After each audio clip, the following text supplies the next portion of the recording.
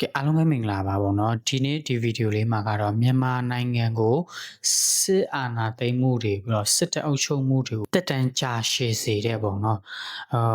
မြန်မာနိုင်ငံရဲ့မူဝါဒပေါ့နော်၅ခုရှိတယ်အဲ့ဒါကိုပေါ့နော်ဒီဗီဒီယိုလေးမှာပြောပြပေးသွားမှာဖြစ်ပါတယ်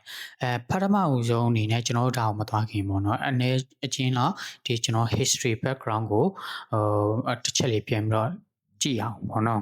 ်အမှဆိုရင်တော့ပြောမယ်ဆိုရင်တော့မြန်မာနိုင်ငံကဆိုရင်ကျွန်တော်တို့သိတဲ့အတိုင်းပဲပေါ့နော်စစ်တပ်အုပ်ချုပ်မှုကနေပြီးတော့ကျွန်တော်တို့ရောက်ခဲ့တာဆိုတော့အခုဆိုနှစ်ပေါင်း50ကျော်လဲရှိနေပြီဖြစ်ပါတယ်ပေါ့နော်အဲ့ဒီတုန်းကပြောမယ်ဆိုရင်တော့ဒီမြန်မာနိုင်ငံကလည်းတက်ကြွတဲ့ပြောလွတ်လပ်တဲ့တက်ကြွပြီးလွတ်လပ်တဲ့တရားမျှတတဲ့နိုင်ငံတစ်နိုင်ငံထဲမှာတော့ပါခဲ့တယ်အဲ့ဒါပဲအချိန်တုန်းကလည်းဆိုတော့ပေါ့နော်ကျွန်တော်တို့ဒီလွတ်လပ်ရေးကိုဆက်ဆာရပြီးတဲ့အချိန်မှာတုန်းကတော့ပါခဲ့တာဖြစ်တယ်တို့ပေမဲ့လည်းပေါ့နော်ပြောမယ်ဆိုရင်ဒီ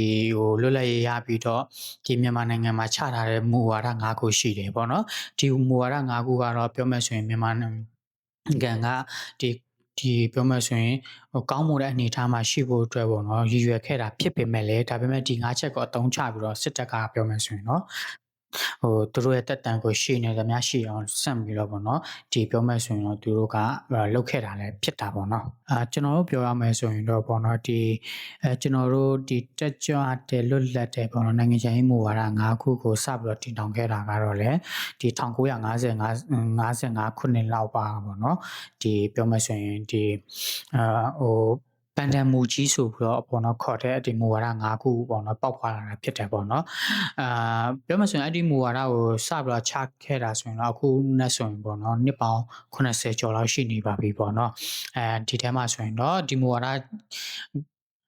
၅ခုကဘာတွေကိုအခြေခံပြီးတော့ချထားခဲ့တယ်လဲဆိုတော့အဓိကကတော့နိုင်ငံတကာတွေကိုအမိခိုကိတ်ကင်းတဲ့ကိုယ်နိုင်ငံမှာကိုပြောမှဆိုရင်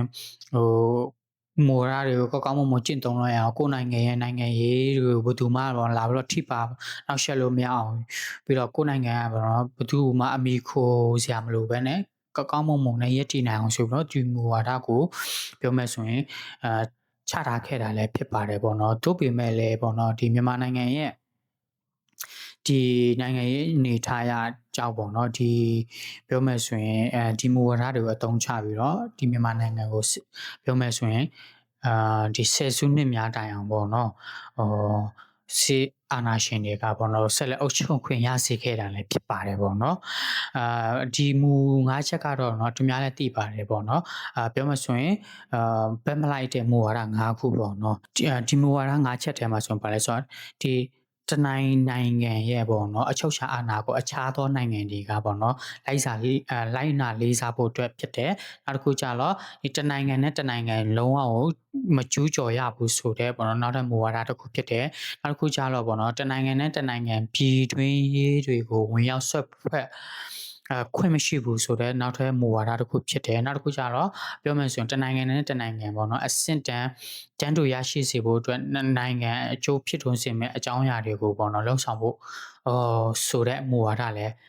းဖြစ်ပါတယ်ပေါ့နော်ဆိုတော့ဒီမူဝါဒတွေကတော့တကယ်တမ်းကြတော့ပြောရမယ်ဆိုတော့ဒီအမှန်တကယ်တော့ပေါ့နော်ကောင်းတဲ့ဘက်ကနေပြီးတော့ကျွန်တော်လစ်လာပြီးတော့အသုံးချမယ်ဆိုရင်ပေါ့နော်ကောင်းတဲ့ဝူစာမူဝါဒတွေဖြစ်တယ်ဒါပေမဲ့တကယ်စိုးတဲ့လူတွေရဲ့လက်ထဲမှာရောက်သွားတဲ့အခါကျရင်ဒီမူဝါဒတွေကလုံးဝကိုပြောမယ်ဆိုရင်နိုင်ငံရေးကိုချုံချစေတဲ့မူဝါဒတွေမျိုးဖြစ်သွားတာပေါ့နော်ပြောမယ်ဆိုမူဝါဒကမကောင်းတာတော့မဟုတ်ဘူးမူဝါဒကိုကောင်းတယ်ဒါပေမဲ့လည်းဒီမူဝါဒကိုအတုံးချပြီးတော့စိုးတဲ့လူတွေကဒီနိုင်ငံရေးခုတော့လောက်တာပေါ့နော်ပြောမယ်ဆိုရင်လောက်ပြီးတော့သူတို့ရဲ့ကိုချိုးစီးပွားအတွက်ရှာပြီးတော့နိုင်ငံကိုကမောက်ကမပြောင်လောက်တဲ့လူတစုတွေကြောင့်မြန်မာနိုင်ငံကလုံးဝကိုဆွံ့ယုံနေတဲ့နိုင်ငံတစ်ခုအနေအထားရောက်သွားခဲ့တာလည်းဖြစ်ပါတယ်ပေါ့နော်နိုင်ငံရေးမူဝါဒတွေကပေါ့နော်ဘယ်တော့ပဲကွဲပြားမှုတွေရှိနေပါစေဒါပေမဲ့တနိုင်ငံနဲ့တနိုင်ငံပေါ့နော်အတင်းညနေထိုင်ဖို့အတွက်မူတည်ပြီးတော့ရည်ရွယ်ထားတဲ့မူဝါဒတွေပဲဖြစ်ပါတယ်ပေါ့နော်ဒီပြောမှဆိုရင်ဒီမြန်မာနိုင်ငံရဲ့ဒီမူ၅ချက်ကဆိုရင်လည်းပေါ့နော်ဒီအာရှဒီအာဖရိကနဲ့နိုင်ငံပေါင်း29နိုင်ငံကအတည်ပြုထားတဲ့ပြောမှဆိုရင်ပေါ့နော်မူဝါဒ၅ခုလည်းဖြစ်တယ်ပေါ့နော်အဲ့ဒီတော့ကဆိုရင်ပေါ့ပြောမှဆိုရင်တော့ဒီအိန္ဒိယဝန်ကြီးချုပ်နဲ့ဦးနုတို့လက်ထက်တော့ကဆိုရင်သူတို့ဒါကိုပြောမှဆိုရင်လက်မှတ်ရေးထိုးပြီးတော့အတည်ပြုခဲ့တဲ့မူဝါဒတွေလည်းဖြစ်ပါတယ်ပေါ့နော်ဒီမူဝါဒက ဆိုရင်တော့ပြောမယ်ဆိုရင်ဒီမူဝါဒ၅ချက်ကဆိုရင်1954ခုနှစ်မှာပေါ့နော်တရုတ်အိန္ဒိယနဲ့ပြီးတော့မြန်မာနိုင်ငံ၃နိုင်ငံပူးပေါင်းပြီးတော့ပေါ့နော်ချမှတ်ခဲ့တာဖြစ်ပြီးတော့1955ခုနှစ်မှာပေါ့နော်သူတို့ကဘန်တောင်းမှာအတည်ပြုခဲ့တယ်လို့လည်းဖော်ပြထားတာလည်းရှိပါတယ်ပေါ့နော်ဒီထဲမှာဆိုရင်အဲ့ဒီပြီးတော့သူတို့မူဝါဒချပေးပြီးတော့ပြီးသွားတဲ့တဆင့်ကနေပြီးတော့ပေါ့နော်ဘက်မလိုက်နိုင်တဲ့နိုင်ငံအဖွဲ့အစည်းများဆိုပြီးတော့ဒီ1962ခုနှစ်မှာပေါ့နော်ဒီယူရိုစလာဗီးယားနိုင်ငံဗလဲဘဲဂိတ်မြို့မှာပေါ့နော်ဖွဲ့စည်းခဲ့တာလည်းဖြစ်တယ်ပေါ့နော်ဒီအဖွဲ့အစည်းမှာဆိုဦးဆောင်တဲ့ကမခထဦးလို့ဦးဆောင်တဲ့လောက်တဲ့နိုင်ငံတွေကတော့အိန္ဒိယနိုင်ငံအင်ဒိုနီးရှားနိုင်ငံအီဂျစ်တယ်ပြီးလို့ရှိဂါနာနဲ့ပြီးတော့ပေါ့နော်ယူဂိုစလာဗီးယားနိုင်ငံတွေနဲ့အတူမြန်မာလည်းတက်တက်ကြကြပါဝင်လှုပ်ဆောင်ခဲ့တာကိုတွေ့ခဲ့ရမှာပြီးတော့အနောက်အုပ်စုနိုင်ငံတွေလည်းပါဝင်တယ်ဆိုတော့ဒီတချို့သတင်းစာတွေမှာလည်းရေးထားတာလည်းရှိတာပေါ့နော်ပြောမယ်ဆိုရင်လည်းအဲ့ဒီနှစ်တင်မှာပဲမြန်မာကလည်းကုလသမဂ္ဂအမြဲတမ်းကိုယ်စားလှယ်အဖွဲ့ဝင်ဦးတန့်ကိုပေါ့နော်ကမ္ဘာပြောမယ်ဆိုရင်ကုလသမဂ္ဂပေါ့နော်အတွင်းဝင်ချုပ်အပြစ်ခံခဲ့တာလည်းခံရပြီးတော့ဒီပြောမယ်ဆိုရင် New Burma ဆိုဦးတီမောင်ဦးကိုတော့မြန်မာနိုင်ငံရဲ့သမ္မတပြောမယ်ဆိုရင်သမ္မကပေါ့နော်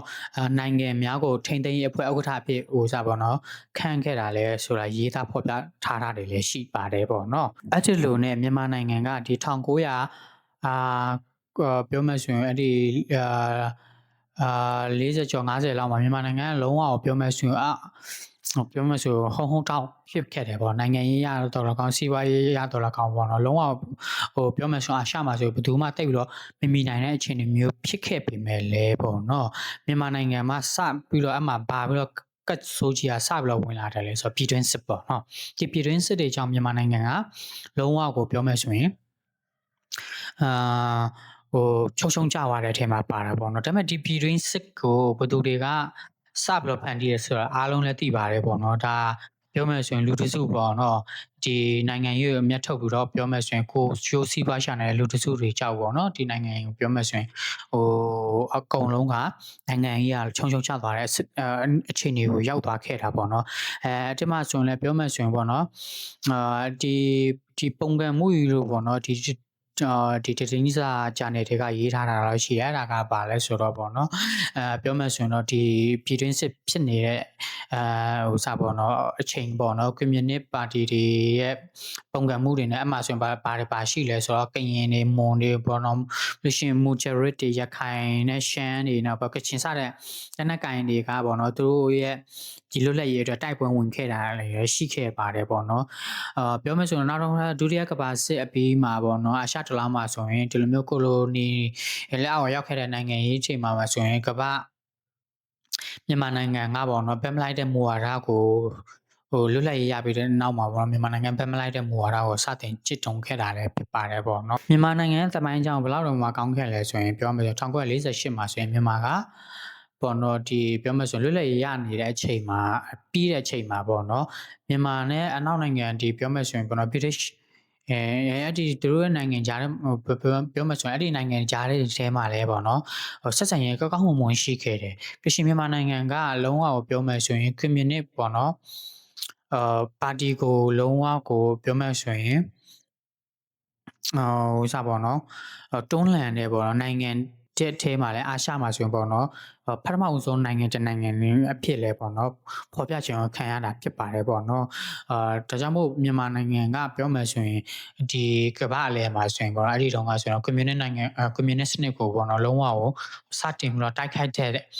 စပေါ့နော်ဆန့်ကျင်တဲ့ပေါ့နော်နိုင်ငံတစ်နိုင်ငံအဖြစ်အသိမဲ့ဖြူလာခဲ့တာလည်းဖြစ်ပါတယ်ပေါ့နော်ဒါပေမဲ့ကျွန်တော်အားလုံးသိတဲ့အတိုင်းပဲပေါ့နော်1962ခုနှစ်နောက်ပိုင်းမှာတော့မြန်မာနိုင်ငံအာဏာသိမ်းမှုတွေဖြစ်သွားပြီးတဲ့နောက်ပိုင်းမြန်မာနိုင်ငံရဲ့နိုင်ငံရေးမူဝါဒတွေကလည်းအဲ့ဒါလောက်ထိပြောမှဆိုအသက်မဝင်ဘူးဖြစ်ခဲ့တာပေါ့နော်အဲ့ဒါလိုနဲ့ပဲမြန်မာပြည်မှာဆိုရင်ပြောမှဆိုရင်တော့ကမောက်ကမတွေဖြစ်ခဲ့တယ်ပြောမှဆိုရင်ပေါ့နော်အာဆီယံအဖွဲ့မှာလည်းပေါ့နော်သူတို့ကမဝင်ဘဲနဲ့ပေါ့နော်နှစ်30ကြာတော့ကွာတော့ကိုနေထိုင်ပြီးတော့ပေါ့နော်ကွာတော့ကိုချစ်တုံးတော့ကဘာအောင်မောင်ချထားခဲ့တာပေါ့နော်ပြောမှဆိုကဘာအောင်ဆိုတာလည်းကဘာနဲ့အဆက်အသွယ်ဖြတ်ပြီးတော့ပေါ့နော်ဒီကိုနိုင်ငံကအမောင်ချထားခဲ့တာနှစ်30ကျော်တော့မှာပေါ့နော်စဉ်းစားကြည့်ပေါ့နော်အခုချိန်ထိလည်းအမောင်ကတော့ချနေတော့မှာပဲပေါ့နော်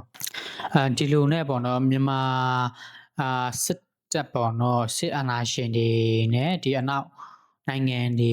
နဲ့ကြားမှာပေါ့နော်ပြောမယ်စစ်အရာဆိုတာမပြေလည်မှုတွေအများကြီးရှိခဲ့တယ်။ဒါကြောင့်မို့လဲပိတ်ဆို့မှုတွေတန်ခတ်မှုတွေအရေးယူမှုတွေလည်းအများကြီးရှိခဲ့တာပေါ့နော်။သို့ပေမဲ့လည်းဒီမြန်မာစစ်အစိုးရကပေါ့နော်ဒီဒါတွေကိုကောင်းကောင်းလေးကြော်လွှားနိုင်ခဲ့တယ်လို့လည်းကျွန်တော်ပြောလို့ရတယ်။ဒါပေမဲ့လူတစုပေါ့နော်တကယ်ခံရတာတော့ဘယ်သူတွေလဲဆိုပြည်သူလူထုတွေပဲပေါ့နော်စီးပွားရေးချက်တွေဆိုရင်လည်းပြည်သူတွေအများဆုံးခံခဲ့ရတာလည်းဖြစ်ပါတယ်ပေါ့နော်ဒါပေမဲ့သူတို့ကြားမှာတော့ပြောမယ်ဆိုရင်သူတို့ကအဲ့အရာကိုထိန်းချုပ်ထားတဲ့အတွက်ပြဿနာတွေအများကြီးရှိရတယ်သူတို့အတွက်ကတော့ဒါကတော့ AC ပဲဆိုတဲ့သဘောမျိုးတော့ရှိတယ်ဆိုတော့ပြောမယ်ဆိုရင်ဒီဘက်မလိုက်မူဝါဒ၅ခုကလည်းဒီကေစဉ်းစားကြည့်လို့ရှိရင်မြန်မာနိုင်ငံအတွက်ကဟိုအရင်တော့ပါတော့ကောင်းတဲ့လူတွေလက်ထက်မှာတော့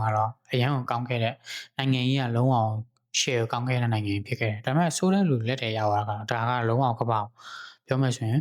အမောင်ချကိုယ်နိုင်ငံကိုဆွဲချတဲ့ပုံစံမျိုးဖြစ်နေတယ်ပုံစံမျိုးဆိုတာတက်ပေါ့နော်ဒါကိုယ်နိုင်ငံကိုလုံးဝဆွဲချတဲ့အခြေအနေမျိုးရောက်ရှိနေတဲ့မူဝါဒအဖြစ်သို့ပြောင်းလဲသွားတာလည်းဖြစ်ပါတယ်ပေါ့နော်